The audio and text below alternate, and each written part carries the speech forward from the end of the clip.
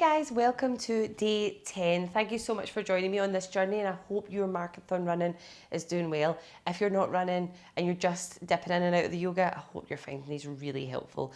We are going to concentrate on one of my favourite moves today, which is pigeon pose.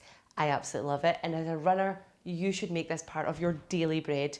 Honestly, you need it. Okay, onto the floor. We're going to take ourselves onto all fours to begin with. Taking the hands fingers nice and wide, knees underneath the wrists. Oh my goodness, what's happening to me today? Knees underneath your hips.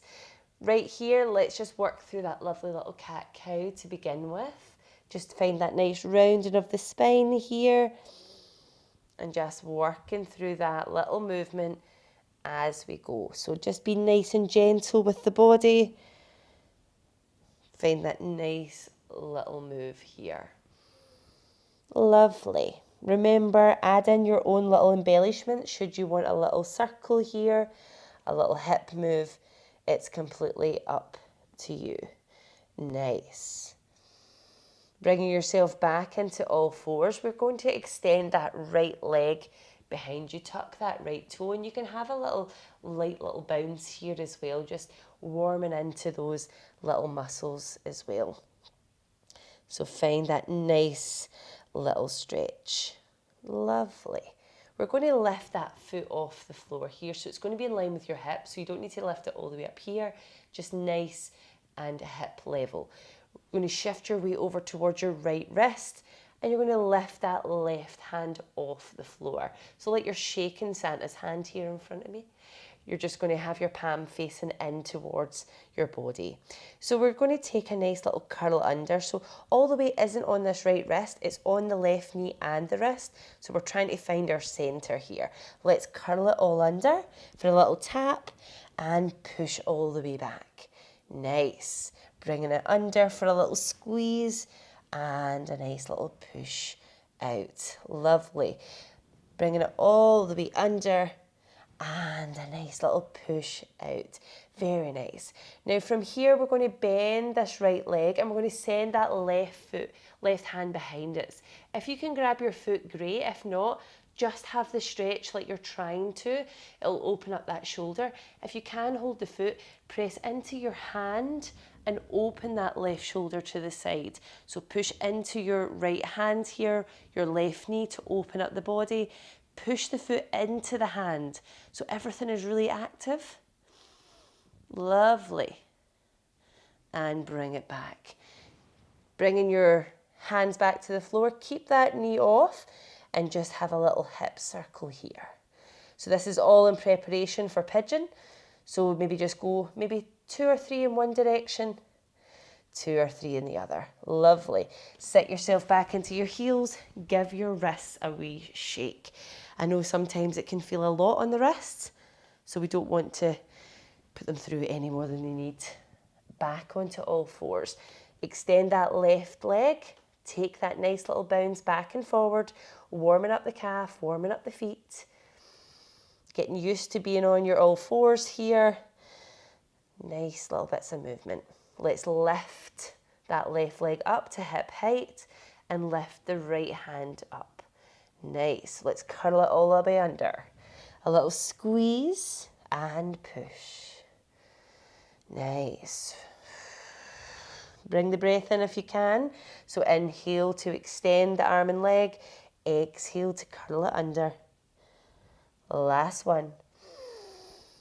Exhale. Take a big stretch out. Nice. This time we bend that left leg, bring the right hand behind, see if you can catch that foot. Where is it? There it is. Press into that leg here. So we're going to open the body towards the right hand side. So we're almost counterposing this bend. Push into your hand, push your hand into the foot, and then find that stable support on the floor. Lovely. Take a breath here. Nice. Let the foot back gently. Bring your hand to the ground and then take those wrist circles here.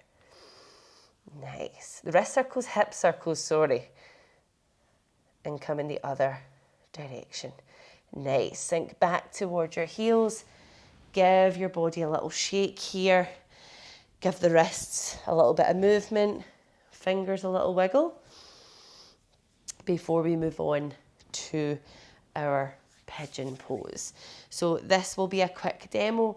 What I would say is if you can do some of these classes, these little videos back to back, so we don't cause any kind of issues with your joints if you're starting this quite cold.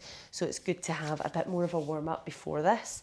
So let's come into our downward facing dog. Let's tuck our toes and lift our hips nice and high here. This would be the best way to come into pigeon, in my opinion, just to get a little bit of space in the body. I want you to take that right foot off the mat, and we're going to take that right knee towards your right wrist. You're going to lay that foot down on the floor, that shin down in a bit of a diagonal shape, and then you're going to drop that back knee. We're going to heel toe the feet back, so we start to move into this hip here. Now, it's natural for you want us to fall to the side, but I almost want you to feel there's a bit of a bounce here, that you're resting on the hips. Now, to make this harder, this leg that's coming across the mat, if you want to increase the stretch, you make it a little bit straighter along the mat, but I'm going to tell you now that is not something I can do. Mine will stay quite diagonal. So you might find that your shin is, you're a bit like this. If we can, move this knee out to the side so that we find that stretch. So we want that knee to almost be the other side of this arm as we sit here. Now, there's two ways to do this. You can walk your hands in and be like king pigeon, nice and tall here, or we can walk our body forward, find our forearms onto the floor, nice, kind of restorative type position here, because not all of our weight is now on this hip. And we can have a little sway here. We can just breathe into it. This is an amazing stretch. It's better than your figure of four lying on your back, mainly because there's a lot more weight going onto this hip. So if you really do need to stretch and you do have like hamstring pain, sciatic pain, this is really great for getting into that area. So let's just pause here for a moment. You can always bring your forehead all the way to the ground, make it as chilled out as you like. If you want to increase the stretch, stay nice and high. You can also bend the knee and give yourself a bit of a quad stretch at the same time. Two options for you there. Let's come out of this. Let's place the hands on the floor. Heel toe that back knee in a little bit here. And then take that right leg out. Give it a little shake. And then we'll come back into that downward dog.